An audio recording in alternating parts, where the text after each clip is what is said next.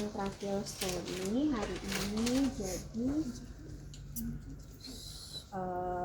kalau misalnya pasien-pasien yang dapat perawatan tracheostomy ini, misalnya pasien seperti pasien kondisi dia harus diintubasi. Diintubasi artinya dia harus penggunaan ventilator melalui orofaring. Pasien-pasien yang mengalami kondisi kerusakan paru parah, ataupun pasien-pasien yang mengalami kondisi cedera kepala berat, nah itu biasanya yang menghambat saluran pernapasannya akan kita gunakan penggunaan tracheostomy. Tapi tracheostomy ini sifatnya ada dua, ada sifatnya permanen, ada sifatnya sementara. Jadi tergantung kondisi. Kalau sifatnya permanen, kalau sifatnya sementara biasanya pasien-pasien yang digunakan intubasi. Jadi setelah dia sadar, nantinya kondisi parunya sudah bisa cukup baik untuk dapat bernapas dengan sedia kala secara fisiologis dengan normal, itu kita akan lepas tracheostominya. Tapi kalau misalnya kondisi pasien yang memang mengharuskan dia pasang tracheostomi selamanya, misalnya kondisi pasien dia skoliosis, terus skoliosisnya itu parah. Nah, jadi ada tidak maksimal dalam paru untuk memompa udara yang masuk ke dalam tubuh, itu dia kondisinya harus menggunakan tracheostomi. Atau juga ada beberapa kondisi, misalnya dia mengalami kanker paru yang sudah terlalu parah, dia harus dibantu dengan penggunaan tracheostomi.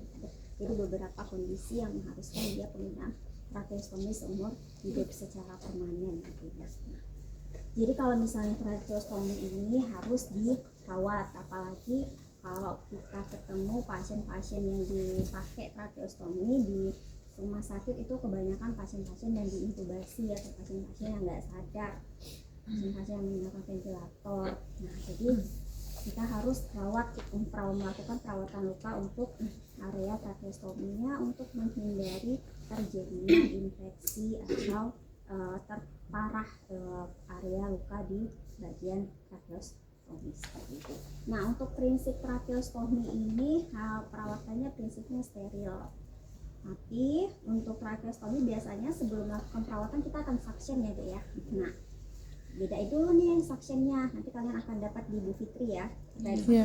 Bedain dulu, kalau misalnya dia pakai ETT berarti suction sifat steril. Tapi kalau misalnya dia hanya menggunakan dari area mulut ataupun dari area hidung, itu sifatnya bersih. Nah, kalau pasien-pasien yang terpasang ETT itu misalnya sudah terkonek ke ventilator, nanti kalian akan dapat di Bu Fitri ya.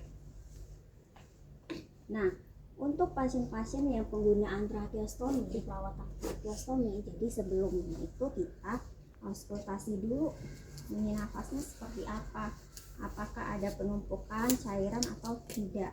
Nah, kalau misalnya pasien-pasien yang terpasang tracheostomi ini sering terjadi penumpukan sekret, jadi harus kita suction berkala pasiennya. Kalau enggak numpuk di area pernapasan atas, sama aja dia bakalan juga susah untuk terjadinya perputaran darah. SPO kurang nih, Dek.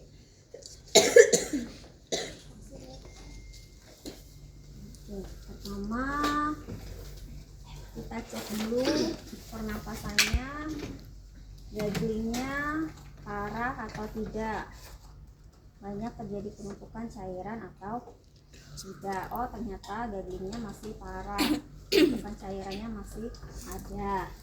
Terus pantau SPO 2 nya. Kalau misalnya mau suction pasien, SPO tidak boleh di bawah 90 ya.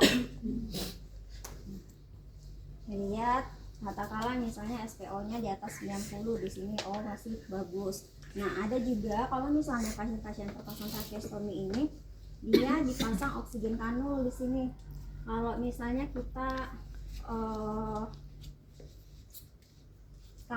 kita kan ke oksigen nasal itu kan ada 2 celah yang terpasang di sini ya. Nah, kalau oksigen kanul itu bentuknya seperti ini, hanya 1 celah aja yang dimasukin di sini. Tapi di sininya akan ada cup, cup seperti gini bentuknya, nih gini. Nah, jadi kita contohkan kalau cup yang biasa dipasang ini bentuknya seperti ini, tapi dia bentuknya begini. Nah, ini dimasukin ke dalam untuk menyimpan selang oksigen kanul. Jadi kalau oksigen kanul yang terpasang di tracheostomy itu hanya satu selangnya. Kalau hidung kita kan dua ya. Nah, kayak gitu. Nah, kalau misalnya biasanya ada beberapa pasien itu dipasang oksigen di area tracheostominya. Tapi kalau misalnya kita mau perawatan tracheostomi, otomatis kan kita akan suction ya. Nah, kalau kita suction, kita harus lepas itu oksigennya. Nah, pada saat kalian ngelepas oksigennya, kalau misalnya pasien-pasien yang nggak pakai oksigen ya sudah. Nah, tapi kalau pasien-pasien kebanyakan yang kondisi tracheostomi, dia akan dipasangin oksigen kanul. Kalau misalnya dia tidak terpasang atau tidak terhubung dengan ventilator atau habis setelah dilakukan intubasi. Nah, kalau pada saat pencabutan oksigen, kalian lihat juga lagi SPO-nya berapa. Kalau misalnya SPO-nya masih di atas 90, berarti oke, aman. Tapi kalau misalnya di bawah 90, kita biasanya intubasi dulu. Bantu dengan intubasi, maksudnya bantu dengan ambu. Yang gede itu, iya kayak balon. Kita ambu dulu pelan-pelan sampai dia naik di atas 90. Kalau misalnya sudah di atas 90, tetap terus dipantau ya. Oke, baru pasiennya di suction terlebih dahulu. Nah, nanti tindakan suction akan kalian dapatkan di Ibu Fitri. Oke, kalau misalnya suction harusnya ada kom nih, kom biasa aja sebenarnya sih.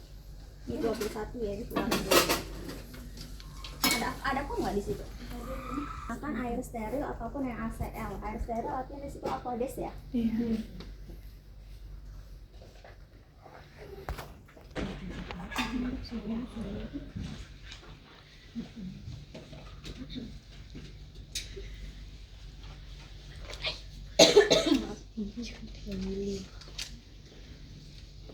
Atau terus pasiennya di SPO-nya, kalian boleh masukin lagi oksigennya. Kalau misalnya sudah ini,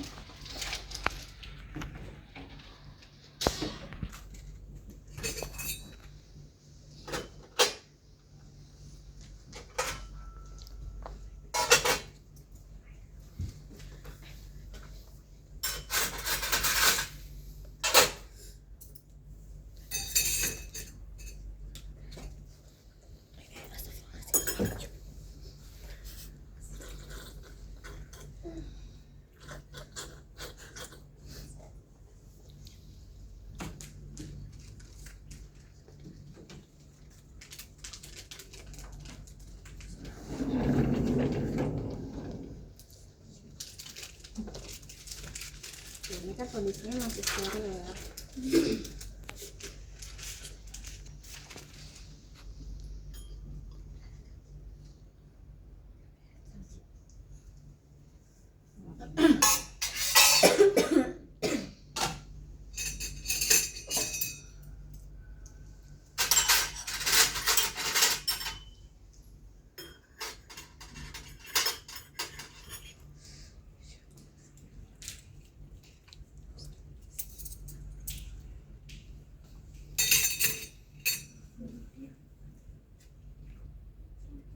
Hidupnya lain. Nah, kalau udah mau suction, ini kan ada dua nih ya. Ini yang kalian main kan ini. Kalau mau nyerapnya ditahan, kalau mau naikin cairannya, tapi kalau mau ngelepasnya buang aja.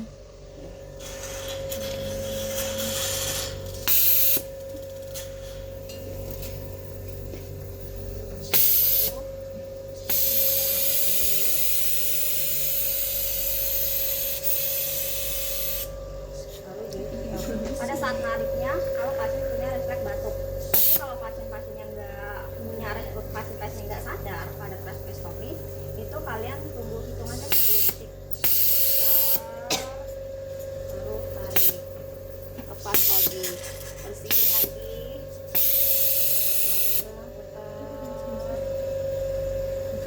Sambil pantau SPO-nya. SPO-nya jangan lebih dari, ya jangan di bawah 90. Oke, matikan. Nah, kalau misalnya sudah dirasa udah nggak ada lendir lagi nih, baru kalian boleh lakukan tindakan perawatan tracheostomi.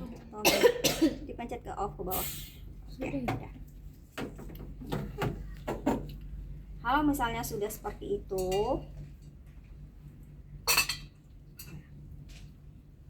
baru kita lakukan perawatan luka. Alat set luka nggak ada lagi ya. Kontaminasi itu kita rendam sama air hangat atau air steril untuk ini. Tapi tergantung dengan kondisi. Kalau kondisi rumah sakit posnya bagus, ya udah pakainya sekali buang. Tapi ya kalau misalnya rumah sakit daerah itu kita pakai berkali-kali. Untuk pasien tracheostomi, dia itu akan terpasang seperti ini ya. Baik itu pertama kali dipasang tracheostomi ataupun sudah lama dipasang tracheostomi, ini kurang panjang ya, harusnya harus lebih panjang lagi kalau misalnya kasar tracheostomi. Tapi kita pasang dulu ya. Nanti kalian akan temukan seperti ini. Untuk selang-selang pasien-pasien dengan tracheostomi, kasarnya nggak boleh lipatnya seperti ini, ada sisa-sisa ini. Itu sebenarnya ini nggak ideal ya. Jadi kasarnya itu akan ada kasa yang nggak ada nih, rem besar benang kayak gini. Ditakutkannya kalau ada rem besar benang kayak gitu masuk ke dalam lubang. Resikonya kita tekan dulu. Nah, kondisinya kalau misalnya ada terpasang, dia akan seperti ini bentukannya. Yang akan kita ganti itu adalah area sini. Pada saat menggantinya pertama kali itu kita pakai teknik bersih. Kalau perawatan luka pada dasarnya perawatan luka USD, perawatan luka tracheostomi, perawatan luka operasi pasca surgery itu semuanya menggunakan teknik steril. Beda kalau misalnya kalian ngelakuin perawatan luka DM, perawatan luka kotor, nah itu cukup teknik bersih saja.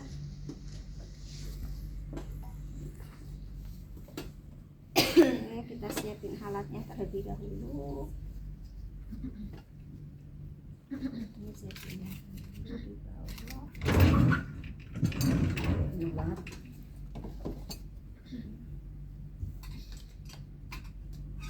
Ini sisa dipakai tadi ya.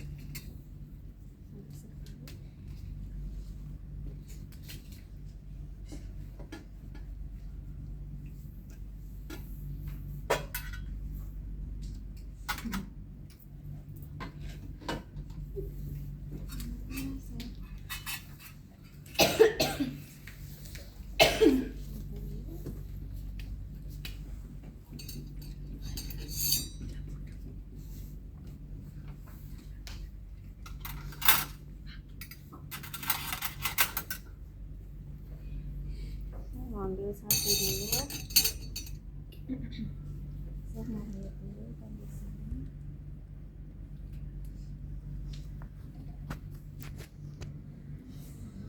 Sudah tidak ada.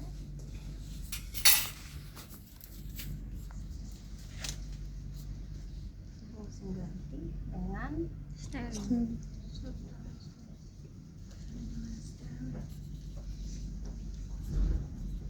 Kalau prinsip steril apa? Tidak boleh. Artinya jangan on. Kalau mau onin satu saja.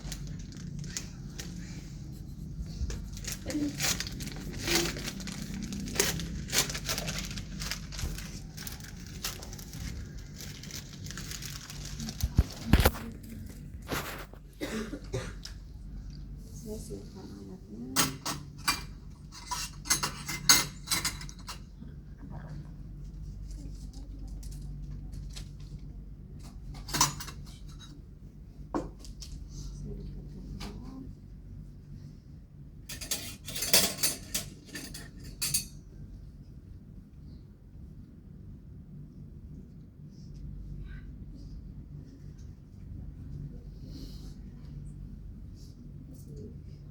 untuk perawatan tracheostomi sama jangan sampai airnya melebar kemana-mana, ditakutkan nanti masuk ke sampingnya bahaya.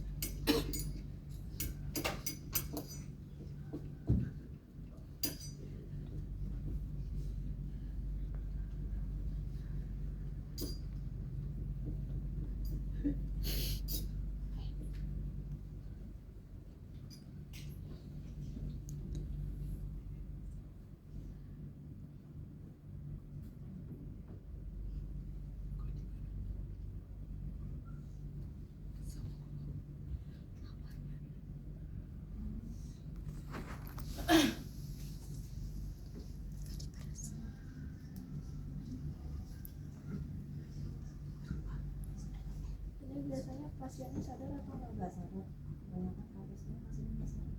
Ini kalian bakal ketemu di ruang-ruang ICU.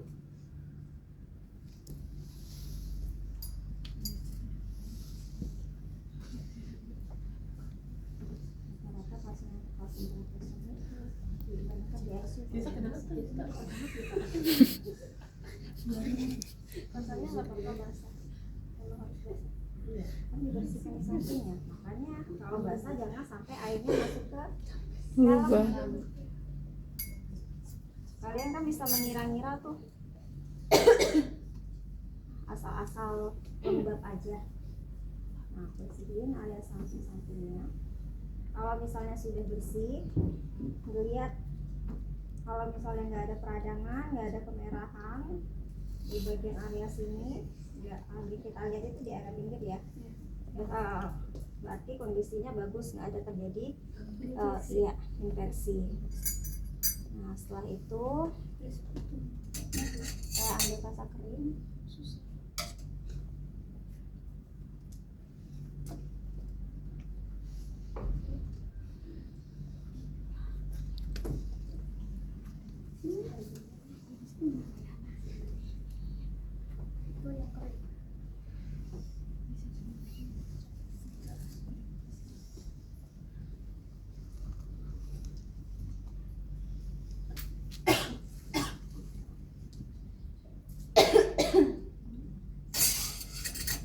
Sambil kalian merawat lukanya sambil dipantau-pantau ya SPO-nya.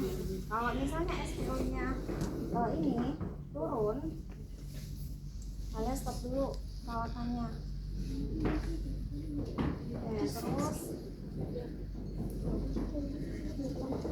kalau misalnya SPO-nya turun, diapain? Dimasukin oksigen langsung sama oksigen yang nasal. Iya. Baru dikeringin dulu ya. Keringin dulu.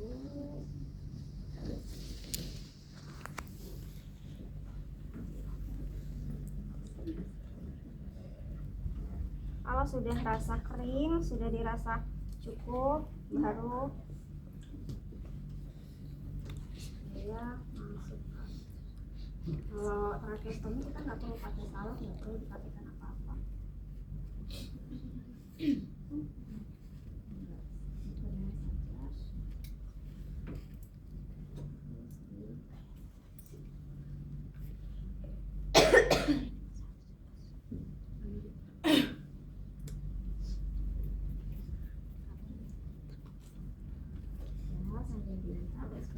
Kalau sudah selesai, SPO-nya masih bagus, sudah tidak dilakukan perawatan, ya sudah.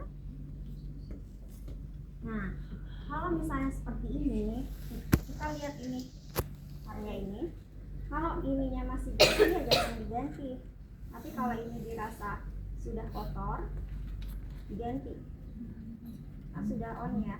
Misalnya kalau diganti kalian ada beberapa itu kadang mahasiswa itu ngikatnya dari depan gini deh. Nah, dari depan gini. Nah kalau gini nggak boleh ya.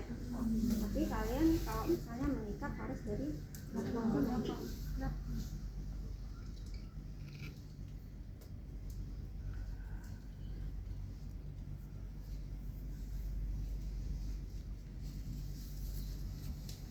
Kalau manusiasi gimana ya?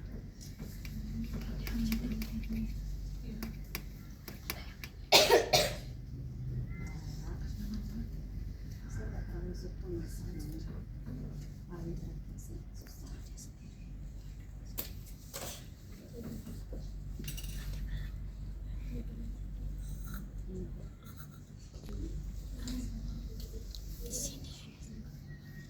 Kalau sudah, kalian boleh bersihkan lagi.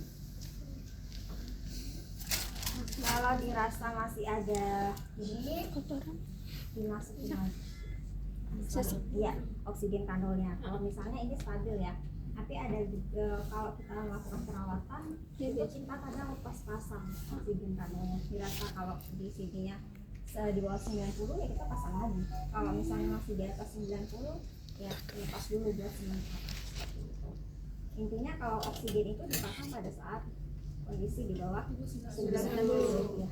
Karena oksigen pasien-pasien yang kondisinya nggak sadar itu harus di bawah 90. Sorry. Nah setelah itu selesai dilakukan perawatan, cek lagi Tadi itu di plester nggak ya? masih garing nggak deh? Pasti garing, cuma garingnya berkurang atau enggak. Galding. Kan kalau kita manusia pasti menghasilkan sekret, cuma bedanya kita bisa narik ya. Kalau pasien-pasien yang nggak sadar seperti ini, dia akan terkumpul di area saluran nafas tengah. Oke, kalau dirasa sudah selesai baru kita rapikan. Lihat SPO-nya bagus. Oke, selesai. Nah, kalian rapikan. Intinya prinsip kalau misalnya perawatan luka